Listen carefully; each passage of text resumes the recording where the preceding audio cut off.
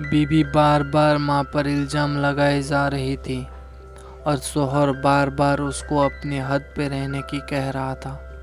लेकिन जब बीबी चुप होने का नाम नहीं ले रही थी, बार बार जोर जोर से चीख चीख कर कह रही थी कि इसने अंगूठी टेबल पर ही रखी थी, तुम्हारे और मेरे अलावा इस कमरे में और कोई नहीं आया, अंगूठी हो ना हो माँ ने ही उठाई है।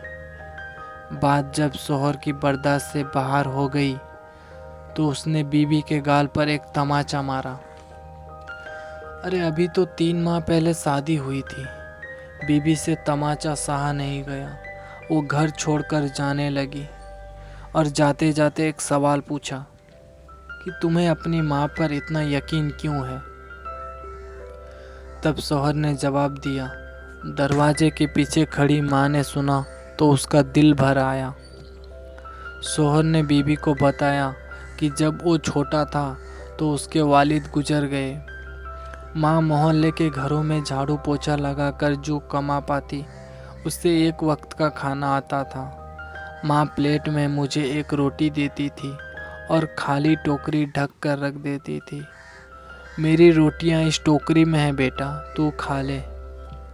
मैं भी हमेशा आधी रोटी खाकर कह देता, माँ मेरा पेट भर गया है, मुझे और नहीं खाना।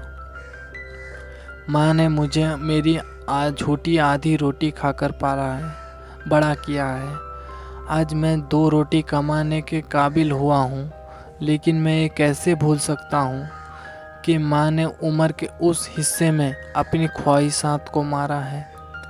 आज वो माँ उम्र के इस हिस्से में कैसे अंगूठी की भूखी होगी, मैं ये सोच भी नहीं सकता। आप तो 3 माह से मेरे साथ हो। मैंने तो माँ की मोहब्बत को 25 सालों से देखा है। ये सुनकर माँ का आंखों से आंसू छलक उठे। वो समझ नहीं पा रही थी बेटे उसकी आधी रोटी का कर्ज चुका रहा है या वो बेटे की आधी रोटी का कर्ज। प्यारे दोस्तों, माँ बहुत बड़ी नेमत होती है।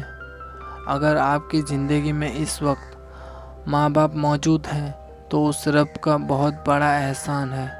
माँ की खिदमत कर लीजिए। हम में से बहुत से ऐसे हैं जिनके माँ नहीं है।